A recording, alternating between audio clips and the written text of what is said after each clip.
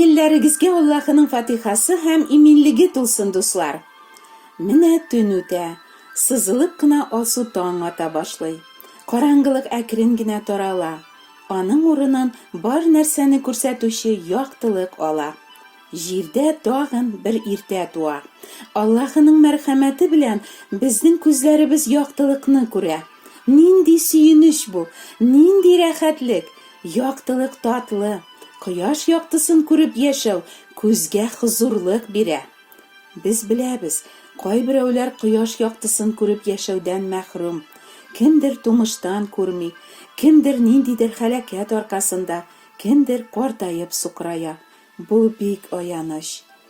Тумыштан сукыр бер кешене күреп, шәкертләре Гайсәдән: "Остаз, бу кешенең сукыр булып тууы кемнең гөнаһыннан? Үзе гөнаһ кылганмы, әллә ата-анасымы?" дип сорадылар. Гайсә булай җавап бирде: "Бу кеше үзенең гөнаһы өчен дә, ата-анасының гөнаһы өчен дә сукыр түгел. Аллаһының гамәлләре аңарда күренсен өчен ул сукыр булып туды. Мин дөньяда вакытта, мин дөньяга яктылык." Шулай дип, ул җиргә төкерде, төкереге белән лай ясап, шуны сукырның күзләренә сөртте дә аңа: "Шилуах буасына барып юын", диде. Ул барып юынды һәм күзләре күрә торган булып кайтты. Кешенең сукыр булып тууы гөнаһ өчен җәза түгел, ди Гайсә. Ә бу кешедә Аллаһының гамәлләре күренсен өчен ди. Ничек аңларга бу сүзләрне? Дөнья яктысын күрә алу Аллаһы биргән рәхәтлек, аның мәрхәмәте ул. Күрә алу сәләтен безгә Аллаһы бүләк итә. Шулай ук безгә ул сәләтне бирмәскә дә, яки алырга да Аллаһының хакы бар. Ләкин Аллаһы кешегә сукырлык, гариплек яки берәр шир биргән икән, аның бу эше әлеге кешене рәнҗетер өчен, аны интектереп яшәтер өчен түгел, бәлки киресенчә, бу кешенең дә, аның якыннарының да тормышын фатихалау өчен һәм үзенең данын күрсәтү өчен. Һәркем Аллаһының кодрәтле һәм мөгъҗизалы эшләре турында уйлансын, аннан курыксын өчен, Гайсәгә мөрәҗәгать итеп, аның һәр нәрсәне булдыра алырына ышанып сорасын һәм чын яктылык кабул итеп, рухи күзләре ачылсын өчен. Чөнки тәндәге күзләрен күрмәү, үлемгә китерүче шир яки гариплек бик аяныч хәл булса да, алардан да авыррагы, яманрагы рухың караңгылыкта булып, күңел күзләреңнең сукыр булуы. Гайсә җирдә вакытта бик күп сукырларның күзләрен ачкан. Бу эшләр әлбәттә кешеләрне таң калдырырлык мөгъҗиза булган. Ләкин Гайсә сукырларны күзле итү өчен генә түгел, ә үзеннән сораучы һәркемне үлем упкыныннан коткарыр өчен һәм тереклек яктысы белән яктыртыр өчен килгән. Мин дөньяга яктылык, ди Гайсә. Минем артымнан баручы караңгылыкта йөрмәячәк. Бәлки аның тормыш бирүче яктылыгы булачак. Яктылык сезнең белән булганда, аңа ышаныгыз. Шул чакта сез яктылык балалары булырсыз. Яхья бәян иткән яхшы хәбәрдә былай дип укыйбыз: дөньяга яктылык килде, әмма кешеләр эшләре яман булганга, яктылык урынына караңгылыкны яраттылар. Явызлык эшләүче һәркем яктылыкка нәфрәтләнә һәм үзенең эшләре ачык күренмәсен дип аңа килми. Ә дөреслек буенча эш итүче, гамәлләренең Аллаһы аркылы эшләнгәне ачык күренсен өчен яктылыкка килә. Изге язма кешеләрнең яктылыкка ни өчен килергә теләмәүләрен монда ачык аңлата. Эшләре яман булганга караңгылыкны яраттылар, ди. Аллаһы Гайсә белән булганга күрә, аның мөгъҗизалы галәмәтләр кылганын күрсәләр дә, аның Аллаһыдан килгән остаз икәнен белсәләр дә, дин әһелләре һәм канун белгечләре Гайсәнең өйрәтүләренә каршы чыгалар. Чөнки Гайсә аларның яман эшләрен фаш итә. Мәрхәмәт шәфкатьне читкә куеп, канун кагыйдәләрен, гореф-гадәт, йолалар үтәүләренә таянуларын һәм шуның белән тәкъвалыкка ирешәбез дип ышануларын бушка табыну дип атый.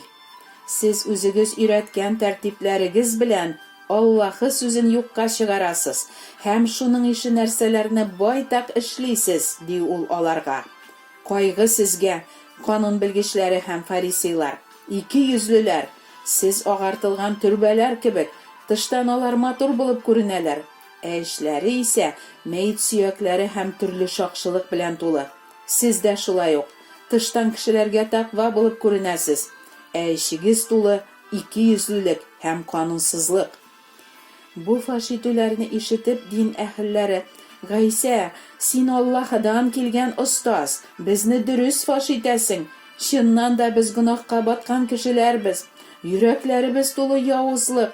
Өйрәт, зинһар, ничек безгә Аллаһы каршында акланырга", дигәннәрме?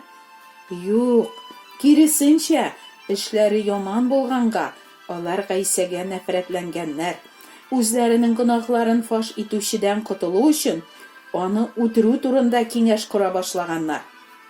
Аллаһы үзе ихтыяр иткән вакыт җиткәч, ниһаять, караңгы көчләр җитәкчелегендәге бу сукыр юлбашчылар үзләренең теләкләренә ирешәләр. Бер гөнаһсыз Гайсәгә яла ягып, мәсхәрәләп, газаплап аны үтерәләр. Ләкин баш руханиларга озак шатланырга туры килми. 3нче көнне Гайсәнең үледән терелеп торуы турында аларга килеп әйтәләр. Хәзер инде яңа ялган уйлап чыгарып, кабер сакчыларына: "Без йоклаганда Гайсәнең гәүдәсен аның шәкертләре урлап киткәннәр. Шуңа күрә Гайсә үледән терелгән дип әйтәләр", дип әйтергә кушып, күп акча тоттырып, аларны чыгарып җибәрәләр. Менә шулай. Яман эшләрен яктылыкка китереп тәүбә итәр урында, караңгылык яратучылар яктылыкны тагын да ныграк нәфрәт итәләр. Тагын да явызрак гөнаһлар эшләүдән дә оялмыйлар. Әйтегез, сезне кемдер "Гөнаһ эшлисең бит син" дип фаш иткәндә, аңа карата нинди уй-тойгылар кичерәсез? Ачуыгыз чыгып җавап бирәсезме? Фаш итүченең үзеннән гаеп эзли башлыйсызмы? Аны инде күрергә дә, аның белән аралашырга да теләгегез югаламы? Әллә үзегезне фаш итүчегә: "Рәхмәт сиңа, дустым, миңа турысын әйткәнең өчен. Миңа оят гөнаһым өчен. Башкача мин болай эшләмәскә тырышырмын. Хәзер мин гөнаһым өчен Худайдан кичерү сорап дуга кылырга телим. Сине рәнҗеткәнем өчен дә гафу ит, зинһар", дисезме?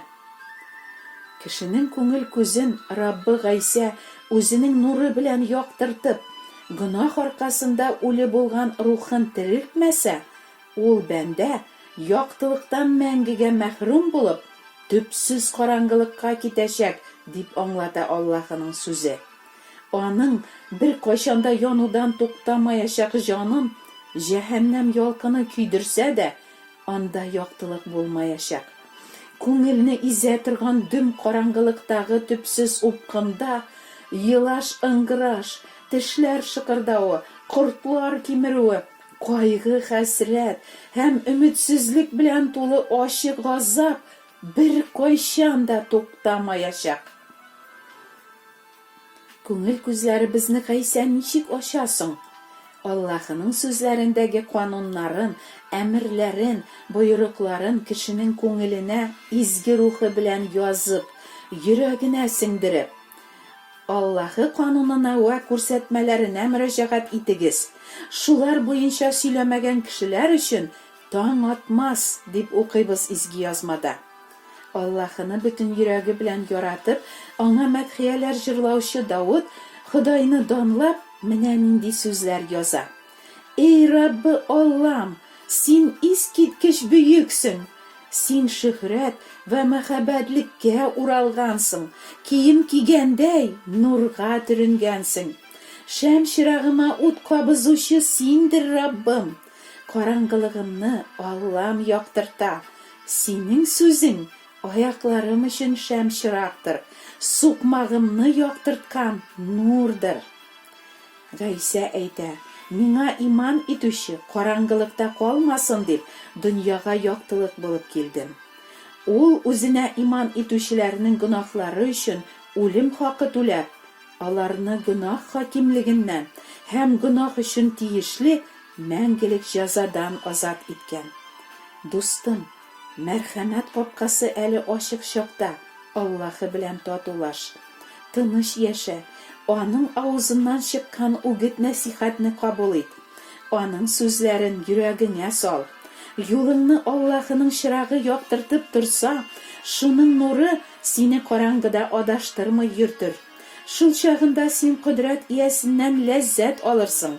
Йөзеңне Аллаһыга таба күтәрерсең. Аңа дуа кылырсың да, ул сине ишетер, һәм син әйткән нәзреңне үтәрсең. Теләгән теләкләрең дә кабул булыр. Барыр юлларыңа яктылык иңәр. Гөнаһ кылдым мин, гаделлеккә хыянат иттем, ләкин ул миңа тиешле җәзаны бирмәде. Ул мине үлем упкыныннан коткарып калды, һәм мин яшим, яктылыкны күрәм, дип җырларсың син дә. Гомер шәмең сүнмәсен өчен, чын яктылык нурына кил. Гайса синең дә күңелеңне тереклек яктысының мәңгелек балкышы белән яктыртсын иде. Амин.